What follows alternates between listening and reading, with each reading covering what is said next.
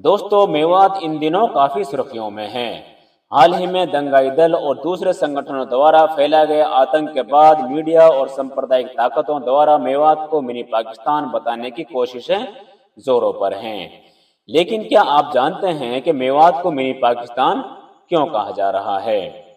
ऐसा इसलिए नहीं क्योंकि वहां पर 80% से ज्यादा मुस्लिम आबादी है, बल्कि ऐसा इसलिए है क्योंकि वहां के इतिहास में कुछ ऐसा दफन है कि जो वर्षों तक फासीवादी ताकतों को तकलीफ देता रहेगा। मेवात में मुसलमानों का इतिहास सदियों पुराना है। अगर हम इतिहास उठा के देखते हैं तो पता चलता है कि मुसलमान मेवात में पहली बार 9वीं सदी ईस्वी में दाखिल हुए थे, जब हरियाणा में मुसलमानों की आबादी मात्र कुछ हजार ही थी। लेकिन कहानी में असल मोड़ तब आया जब महमूद गजनवी के भांजे सैयद सालार मसूद ने अपने कदम मेवात में रख दिए। सालार मसूद का जन्म मेवात से 377 किलोमीटर दूर अजमेर में हुआ था। उन्होंने अपनी पूरी जिंदगी इस्लाम की तबलीग और निजाम इलाही को कायम करने में लगा दी। कुछ तारीखी वाकयात बताते हैं कि वो सैयद सालार मसूद ही थे जिन्होंने मेवात के इलाके में सबसे पहले इस्लाम की तबलीग के लिए लोग भेजे। लेकिन मेवात में असल इस्लाम तब फैलना शुरू हुआ जब कुतुबुद्दीन ऐबक के दौरान हुकूमत में सूफियों और उलमाओं ने अपनी बस्तियां बसाना शुरू की।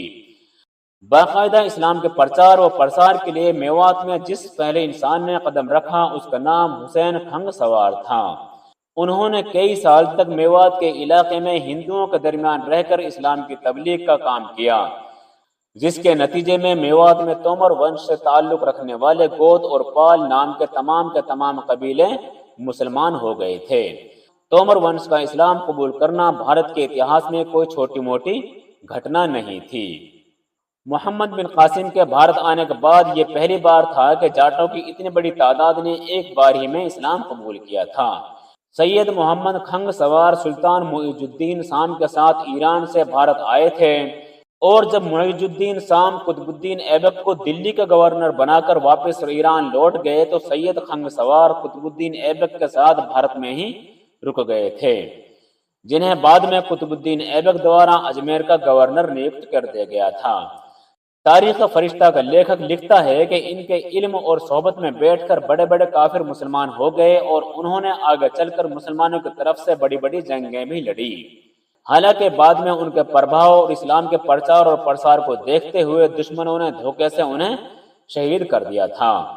12वीं सदी से लेकर 17वीं सदी के दरमियान मेवात में बहुत से सूफी संत गुजरे जिन्होंने इस्लाम को फैलाने का काम किया। शेख हमीदुद्दीन नागौरी, ख्वाजा हुसैन नागौरी और शेख अहमद शेबानी जैसे उलमाओं की मदद से हरियाणा, राजस्थान, पश्चिमी उत्तर प्रदेश और खास तौर से मेवात के क्षत्रिय और राजपूतों ने बड़े पैमाने पर इस्लाम कबूल किया। जब दिल्ली की सत्ता फिरोज शाह तुगलक के हाथ में आई तो उसने खुद मेवात के लोगों को इस्लाम धर्म कबूल करने की दावत दी, जिसके नतीजे में बहुत से लोग मुसलमान बन गए और मेवात के जिन हिंदुओं ने इस्लाम कबूल किया था वो मेव कहलाए। और आज 500 साल गुजरने के बावजूद मेवात के लोग अपना ये नाम बरकरार रखे हुए हैं। सन 1857 तक मेवात के अधिकतर लोग इस्लाम धर्म कबूल कर चुके थे और यहाँ पर मुसलमानों की आबादी लगभग 12 लाख के करीब थी। लेकिन मेवात के मुसलमानों का इस्लाम भारत के दूसरे मुसलमानों से बिल्कुल अलग थलग था। वो इस तरह के मेवात के हिंदू लोगों ने इस्लाम धर्म जरूर कबूल किया, लेकिन वो अपने पिछले हिंदू धर्म के रीति रिवाज को नहीं छोड़ पाए। यही वजह है कि मेवात के मुसलमान आज भी अपने उन रिश्तों में शादी नहीं करते हैं जिनमें इस्लाम इजाजत देता है। इतिहासकार लिखते हैं कि ये वो मुसलमान हैं कि जिनका मजहब तो इस्लाम था लेकिन रगों में राजपूताना हनफ बरकरार थी। और ये एक सोचने वाली बात है कि 19वीं सदी में मेवात में सबसे अधिक आबादी मुसलमानों की थी, लेकिन यहाँ पर मस्जिदें और इबादतगाहें बिल्कुल ना के बराबर थी।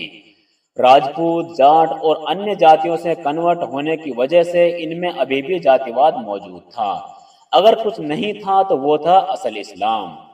जब मेवात के हालात ऐसे थे तो मेवात का इलाका इस्लाम धर्म के विरोधियों के लिए बिल्कुल स्वर्ग की तरह था। लेकिन बहुत जल्द कुछ ऐसा होने वाला था जिससे इसकी काया बिल्कुल पलटने वाली थी। मेवात में असल इस्लाम को फैलाने का सबसे बड़ा कारनामा तबलीगी जमात ने अंजाम दिया। तबलीग जमात की पहली जमात मेवात भेजी गई थी। میوات کے لوگوں نے اسلام دھرم تو قبول کیا تھا، لیکن ان کے رسم و رواج آج بھی بالکل ہندوؤں کی طرح ہی تھے۔ وہ سانسکرتک طور پر ہولی، دیوالی اور دوسرے ہندو تہواروں میں بڑھ چڑھ کر حصہ لیتے اور روزہ نماز سے کوسوں دور رہتے۔ انگریز میجر پاولیٹ 1878 کے گزٹ میں لکھتا ہے کہ میواتی زیادہ تر ہے تو مسلمان، لیکن وہ صرف نام کے مسلمان ہیں۔ ان کے گاؤں کے دیوتا آج بھی وہی ہیں جو ہندوؤں کے ہیں۔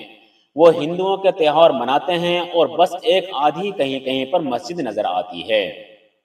ایسے وقت میں جب تبلیغی جماعت کے قدم میوات میں پڑے تو کہانی ایک دم سے تبدیل ہو گئی، اور پھر لوگوں نے دیکھا کہ میوات ایک دم سے ہی اسلامی تہذیب اور ثقافت کا مرکز بن گیا ہے، اور یہاں ایسے ایسے علماء نے جنم لیا کہ جنہوں نے ہندوستان کا اتہاس ہی بدل کر رکھ دیا۔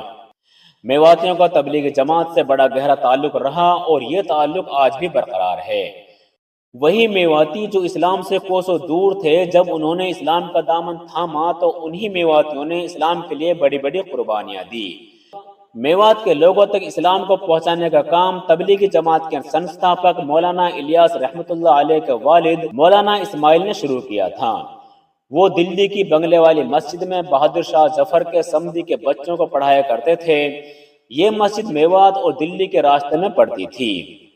یہی وجہ ہے کہ جب کوئی میواتی اس راستے سے گزرتا تو مولانا اسماعیل اس کو پانی پلاتے اور مسجد میں آنے کی دعوت دیتے۔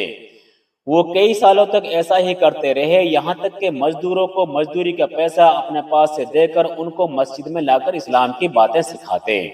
1925 کے دوران آریہ سماج نے شدھی آندولن کے تحت میوات کو اپنا کیندر بنا لیا، اور میوات کے ان لوگوں کو واپس ہندو دھرم میں شامل کرنے لگے جو کبھی اسلام کی تعلیمات سے متاثر ہو کر مسلمان ہو گئے تھے۔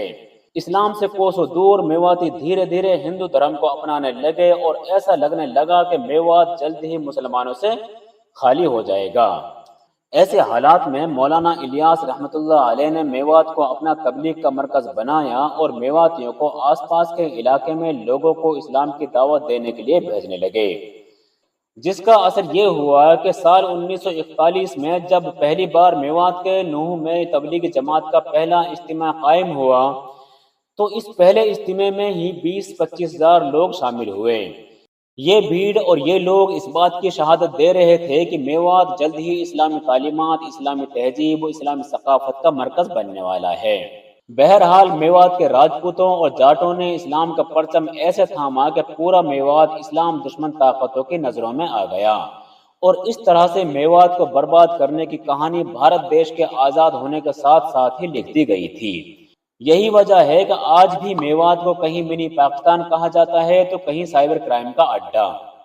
سن 1947 میں بھارت پاکستان کے بٹوارے کے دوران جب فسادات کا دور شروع ہوا تو اس کی ذمہ داری سردار پٹیل نے سکھ ریجیمنٹ کو دی، جس نے مسلمانوں کا بڑے پیمانے پر قتل عام کیا۔ جب اس آگ نے میوات سمیت پورے ہریانہ کو اپنی چپیٹ میں لے لیا تو تب میواتیوں کا ایک گروہ سردار پٹیل سے ملا، تو سردار پٹیل نے میواتیوں پر طنز کرتے ہوئے کہا کہ تمہیں پاکستان مل تو گیا ہے، جاؤ وہیں چلے جاؤ۔ تبھی ایک ان پڑھ میواتی چودھری ہمتا بڑے ساہس کے ساتھ ٹھیٹھ میواتی بھاشا میں بول اٹھے، او سن پٹیل صاحب، ہم وہ میو ہاں جو تیرا دادا شیواجی ہے اورنگزیب کی جیل سو چھڑا کے لایا، یا دیش کے خاطر مغلن سو لڑا اور انگریزن سو لڑا۔ آج تو ہم سو پاکستان جان کی کہہ رہا، ٹھیک ہے آج تو ہمارو بخت بگڑ روئے، اور آج ہم نے وہ بھی مار رہا ہاں جو کدی ہماری ٹہل کرے ہا، پر ایک بات سن لے، ہم مر جائیں گا پر پاکستان نہ جاساں، جو تو ہے کرنو ہے وہ ہے کر لے۔ یہ بات سن کر مانو پٹیل کو سانپ سونگ گیا ہو اور ان کے منہ سے کوئی آواز نہیں نکلی۔ یہی وہ حادثہ ہے کہ جس کے بعد میوات کی نگرانی سکھ ریجیمنٹ سے چھین کر مدراس ریجیمنٹ کو دے دی گئی، اور میوات کے لاکھوں مسلمان قتل عام سے بچ گئے۔ میوات آج پھر سلگ رہا ہے، دشمن ایک بار پھر اسے برباد کرنے کے در پہ ہے، لیکن میوات ہر حال میں زندہ رہنا جانتا ہے۔ لیکن اس دیش سے محبت کرنے والے ہندو اور مسلمان کبھی بھی ان نفرت کرنے والوں کو کامیاب نہیں ہونے دیں گے۔ ویسے ایک میواتی اور ایک مسلمان ہونے کے ناطے اگر آپ کو گرو محسوس ہوتا ہو تو اس ویڈیو کو لائک اور شیئر ضرور کریں۔ آج کی ویڈیو کو یہیں پر ختم کرتے ہیں۔ ملتے ہیں کسی نیکسٹ ویڈیو میں کسی نئی جانکاری کے ساتھ، تب تک کے لیے اللہ حافظ۔